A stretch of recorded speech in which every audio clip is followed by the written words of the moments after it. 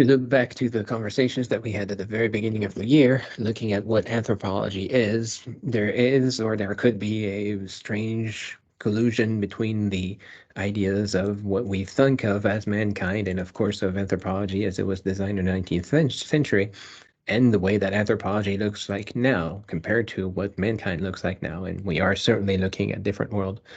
Now, if we keep on, though, with the definition of anthropology as the study of mankind, then we have to pay attention to those two aspects that have always been there, the objective, quote unquote, scientific approach, and the subjective or interpretive methods. The fact that there are some things that are measurable and that have been measurable since Boas, since Tyler, and those things we mentioned yesterday. And part of that is combining those two aspects of the research.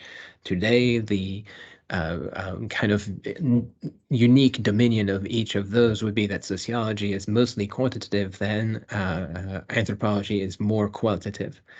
But the point of view of starting from the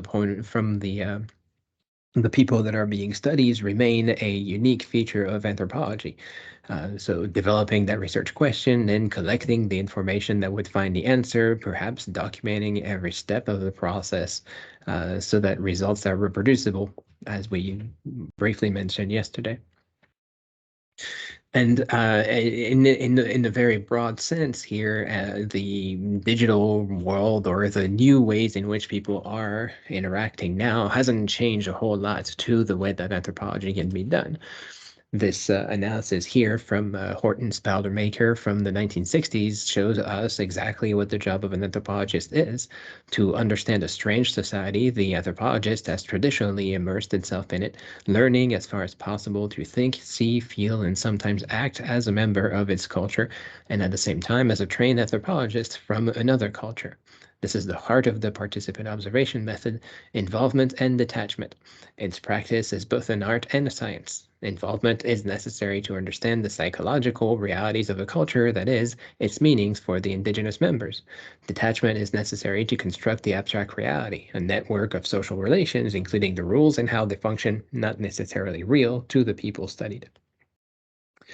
And a good part of the questioning that has been going on now that the digital world is upon us is this new way in which people are interacting, just as much as the new way in which anthropology can be done. Now, it is pretty obvious so far that people have had new forms of activity thanks to the internet.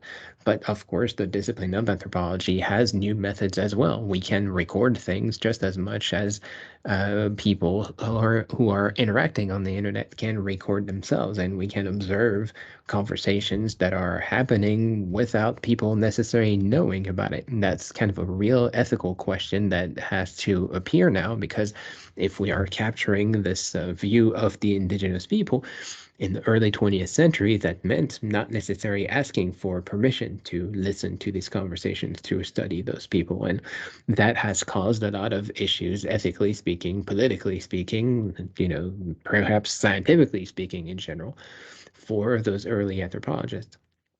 Today, the possibility of seeing everybody's data, everybody's conversations, and everybody's weird interactions over the internet, sometimes with real names attached, is a real problem that might have to be dealt with depending on how you are doing your anthropology and, of course, what you are trying to document. The reading for this week is focusing especially on the aspect of methods. And it just goes over a bunch of examples of how digital ethnography can be done. And of course, I'm going to leave you to skimming that article or reading the articles for the parts that are interesting to you. In the introduction, they mentioned the multiplicity of the digital world, which is certainly kind of the newer ways in which the world is connecting, something that we have mentioned previously in this class. Digital ethnography research is always unique to the research question and challenges to which it is responding. It is often guided by specific theoretical frameworks connected to academic principles, as well as by the needs and interests of different research partners, stakeholders, and participants. These influences and their impact make each project, the way it is formulated, evolve in different particular ways. In the examples in the following chapters, we often note how the projects we discussed are funded and conceptualized, because this influences the types of knowledge that is produced. And so that's kind of the more interesting part, or kind of insightful part, I guess, of this reading, is that it kind of goes over both the methods and the results of the ethnography as it is perceived. And in that case, having a clear view of who is doing what and who is getting paid for doing what job is certainly a big ethical requirement that people would have to do today, because the possibility of listening to other people's conversation, it can also be used for political reasons, economic gain, and whatever. So it is important to kind of separate the personal gain from the scientific approach here. The unique research question remains, though, as we have mentioned it before, in the way in which people are approaching those issues. But that being said, the digital world in itself remains kind of a condition of the way that people interact, and it is not the central point. That's another part of the reading, as it is mentioned here. The digital is decentered in digital ethnography. The idea that media studies scholars might take what has been called a non-media centric approach is experienced in something of a revival in media studies and media anthropology. Such approaches decenter media as the focus of media research in order to acknowledge the ways in which media are inseparable from the other activities, technologies, materialities, and feelings through which they are used, experienced, and operate. Indeed, for anthropologists, even those who call themselves media anthropologists, the idea of studying media in a way that always puts media at the center of analysis would be problematic, because it would pay too little attention to the ways in which the media are part of wider sets of environments and relations. And of course, that is something else that we have mentioned so far quite a bit in this class. The fact that media has allowed us, or digital media has allowed us to maybe make our communication faster, but it has not replaced our communication. And all sorts of digital technologies that exist now are just these extensions of our existing world, not the revolution that many people want them to seem. And usually those revolutions are more couched again into a matter of economic gain rather than the actual social change that is involved here. And, as could be obvious, because this is a study of mankind, the study of the internet itself does not include mankind. It does not include the people that are being connected by this thing. And certainly, I am not expecting anyone in the context of this class to fully understand the technical aspects, although I mention them every now and then because that is an important part of the process. The focus should remain on the people and how their activities are being affected, changed, or improved, or sometimes deteriorated by the digital media that they are using. So again, the fact that we have a digital world, quote unquote, makes that just as much an importance as the quote unquote natural world that we are living in. The trees and the air and the water, of course, we need those things to survive, but as far as our daily lives is concerned, we do not take those things into account. We do not put them at the center of our lives, for better or for worse. This is the same thing that Powdermaker was pointing out a couple of slides ago, the idea that you are in the technologies or the materialities that are invisible to the everyday listener or to the everyday person. And that also connects us back to another idea that we have seen before in this class of the network through Bruno Latour in the little sketch there that is up on the top, because the network itself is not worth anything if we cannot connect the people with it. In other words, the network can exist and in fact will exist, but the people's activities around the network will not be connected until the people make that connections for themselves. And it is often a conceptualization that you will see when people talk about the internet. It seems like somewhat of a place or even somewhat of a location that people are living in or on. Of course, we know that it is not, in fact, replacing the physical world that we are living in. This is another part of the extensions that I was just mentioning. Now, in anthropology, when we are conducting field research, in other words, when we are looking at a place, we are looking at a place in the physical world, but we also have to put some limitations to it. We look at a very specific environment in which things happen, whether it is a cultural group, a city, a country, or whatever it is. Here, the internet is kind of replacing this, that you can have these communities that exist by these connections, by these networks that are created here. And so it also makes us more paying more attention to groups that may not always spend time together or may not always be located all in the same place. The extract here points out to the issue of those who inhabit the border, that narrow strip along steep edges of national boundaries. The fiction of culture as discrete object-like phenomena occupying discrete spaces becomes implausible for those who inhabit the borderlands. Related to border inhabitants are those who live a life of border crossings, migrant workers, nomads, and members of the transnational business and professional elite. What is the culture of farm workers who spend half a year in Mexico and half a year in the United States? Finally, there are those who cross borders more or less permanently, immigrants, refugees, exiled, and expatriates. In their case, the disjuncture of place and culture is especially clear. Khmer refugees in the United States take Khmer culture with them in the same complicated way that Indian immigrants in England transport quote-unquote Indian culture to their new homeland. Now we have these social relations that are existing typically in a place, but of course, through the internet, these cultures exist across places, through places, sometimes in spite of places. So instead of focusing on the place itself, the internet and digital media is kind of allowing us to review our assumptions about how people share a space and what that space could be. Because once again, the space is a matter of an activity, a practice, rather than an actual physical space that people share. And the internet, in that context, becomes a space for activity. If it is not a physical place, it is still a place for people to interact. And so the network in this case might be an interesting way to see the fieldwork aspect of anthropology and ethnography, because as it is pointed out by Don Mitchell here, the net does not just extend geometry, the net negates geometry. While it does have a definite topology of computational nodes and radiating boulevards for bits, while the location of the nodes can be plotted on plans to produce surprisingly Haussmann-like diagrams, it is fundamentally and profoundly anti-spatial.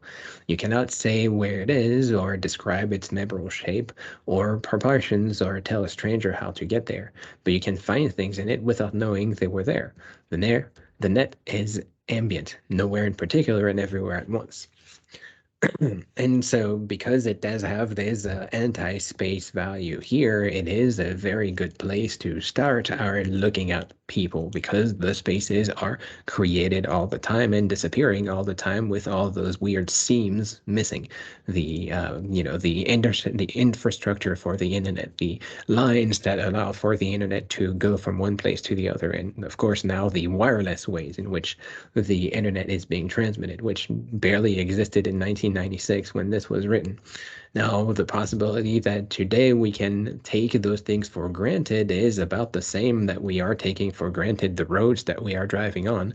The fact that this took a lot of money, a lot of effort, a lot of planning to create these roads, and today we just drive on them every now and then and we complain when they are broken, not thinking about the amount of time and space and effort and people that were involved in making those things happen. And of course, the larger recognition of how the space is working where those roads were built. So again, the network here is a lot more than just the visible avenues that are existing here, but what people are doing with it, just as much as our cities are much bigger than the buildings, whatever continuous habitats might exist in them, but it is the connections that are made by the people and with the people living in those cities. Some of them are there for business, some of them are there for pleasure, some of them have housing, some of them don't, and all of them become part of the city as a place, and all of them are worth studying for ethnology. Now, in a grander idea of our world here, there is a newer ways that we have been thinking of the place that we are living in, and that would be called the information age. This is another book that was dated in the 90s, but it was reprinted in 2010. The result was the discovery of a new social structure in the making, which I conceptualized as the network society because it is made of networks in all the key dimensions of social organization and social practice. Moreover, while networks are an old form of organization in the human experience, digital networking technology is characteristic of the information age, powered social and organizational networks in ways that allow their endless expansion and reconfiguration, overcoming the traditional limitations of networking forms of organization to manage complexity beyond a certain size of the network. Because networks do not stop at the border of the nation state, the network society constituted itself as a global system, ushering in the new form of globalization characteristic of the time. And, this is obviously a nice and lofty way to see this, of course, because you probably know that today there is no such global network. There is no worldwide internet that people are actually participating in. There are those roads that are being paved. There are those networks that are being created. But for example, if you are trying today to access the internet that it is in Iran, you cannot do that. If you're doing the same thing for China, you cannot do that. There are ways in which people control the internet, control their networks just as much as there are ways that people control their boundaries, and there are ways that people control their friend groups in real life. So, of course, there's a way in which we have these connections that are possible, that are maybe facilitated, but there are also ways in which those net connections are not made, are controlled in a way that is not necessarily visible either. So, whether we are thinking of this global network as an actual process or as an idea, whether we are looking, on the other hand, as people becoming more and more isolated from one another because they are not part of their family life or their social existence, their country's politics, and whatever, those things are just choices that people make and they are worth studying. However, they are not particularly the result of the digital revolution of the digital world. They are more of a function of the ways that people are living their lives, whether or not they choose to interact with this larger system that exists. And in our case here, whether we think of people as more individualistic or less individualistic has to do with the networks that they are more or less creating. And this is the research question that should be kind of the center of most ethnographic research here, because if we are assuming that the digital technologies are there, we are not necessarily assuming that people are engaging with them or engaging them in the same ways. And you will have different people who interact with different things using different models. And as a result of that, looking at a video game from the point of view of a person in one part of the world compared to another person in another part of the world, we could end up with very different results. And similarly, of course, if those two people are working together for the same reason, now we have a new way to organize, a new network, a new community that is worth looking at. So there is certainly no shortage of matter to work with in terms of anthropology and the way that digital communications are using or becoming part of our lives here.